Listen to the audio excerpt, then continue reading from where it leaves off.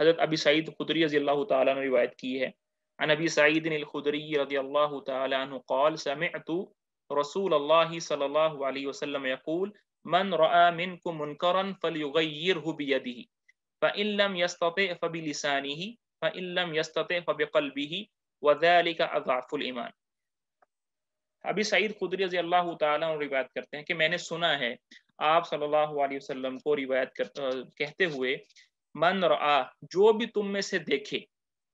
منکرن کوئی غلط کام، فلیغیرہ تو اس کو بدل دے، بیدہ اپنے ہاتھ سے، فإن لم يستطع اور اگر وہ ہاتھ سے اس کو بدل نہیں سکتا، اس کے پاس اتھارٹی نہیں ہے کہ اپنے ہاتھ سے اس کو بدل دے، تو کیا کرے، فبلسانہ تو اپنی زبان سے اس کو بدلنے کی کوشش کرے،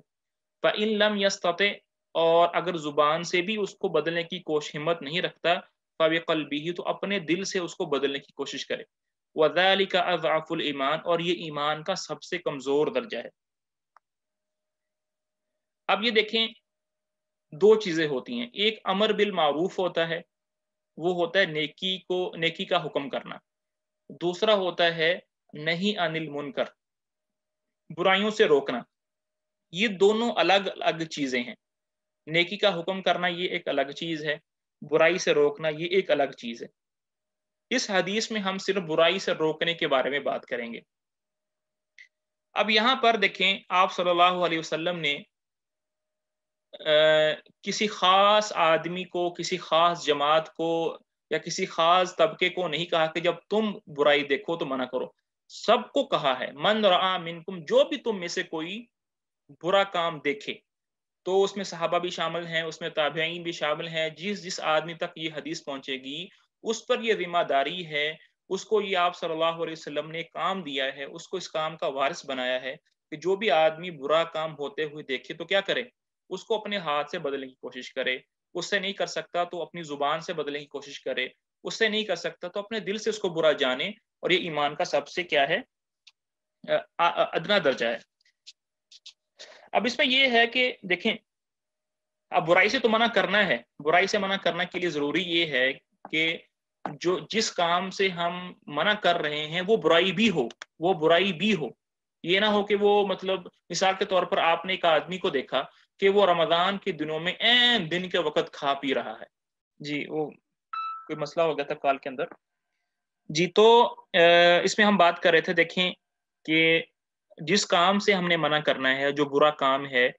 وہ برا کام ہو بھی،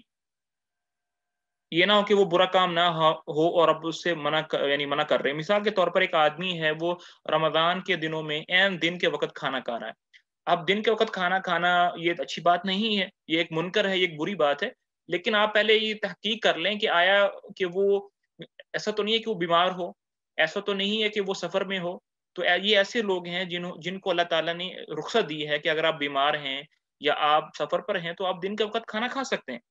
تو پہلی اس میں شرط یہ ہے کہ جب آپ دیکھیں کہ کوئی منکر، کوئی برا کام ہو رہا ہے، اس کی تحقیق کر لیں کیا واقعی یہ منکر ہے، یہ برا کام ہے۔ پھر ہم نے یہ بھی دیکھنا ہے کہ یہ جو برا کام ہو رہا ہے، یہ جو منکر ہو رہا ہے، کیا یہ تمام علماء کے ہاں برا کام ہے؟ بعض اوقات مسئلہ یہ ہوتا ہے کہ اس کے اندر اختلاف ہوتا ہے، تو آدمی جو ہے اس سے منع کرنا شروع کر دیتا ہے۔ مثال کے طور پر یہ جو رفع یدین کا مسئلہ ہے، اب بعض علماء جو ہے اس کو جائز سمجھتے ہیں، اس کو سنت سمجھتے ہیں، بعض علماء جو ہیں وہ اس کو سنت نہیں سمجھتے، وہ کہتے ہیں یہ منسوخ ہو چکا ہے۔ اسی طرح اونچی آواز سے آمین کہنا، بعض علماء جو ہیں اس کو سنت سمجھتے ہیں، بعض علماء اس کو سنت نہیں سمجھتے ہیں۔ تو اس طرح کے جو مسائل ہیں جن کے اندر علماء کا اختلاف ہے، تو اس پر یہ حدیث جو ہے وہ اس پہ ثابت نہیں آتی، تو اس میں ہم نے منع نہیں کرنا ہے، کیونکہ اس کے اندر بعض علماء کے ہاں کیا ہے، بعض علماء کے ہاں وہ جائز ہے، بعض علماء کے ہاں وہ ناجائز ہے۔ تو فرمایا کہ اس کو اپنے ہاتھ سے بدلنے کی کوشش کرے۔ اب اگر ہاتھ سے نہیں بدل سکتا، ہاتھ سے مطلب یہ ہے کہ اس کو روکنے کی کوشش کرے۔ اب بعض اوقات کیا ہوتا ہے کہ انسان کے پاس اتھارٹی اتنی نہیں ہوتی ہے، اگر وہ اپنے ہاتھ سے اس کو بدلنے کی کوشش کرے گا تو فتنہ اور فساد پھیلنے کا اندیشہ ہو سکتا ہے۔ تو پھر کیا کرنا چاہیے؟ تو پھر جو ہے پھر اس کو جو اپنے ہاتھ سے پھر نہیں بدلنا چاہیے، کیونکہ اگر ہم ہاتھ سے اس کو بدلنے کی کوشش کریں گے تو ہو سکتا ہے جو برا کام ہو رہا ہے اس سے زیادہ کوئی برا کام ہونا شروع ہو جائے.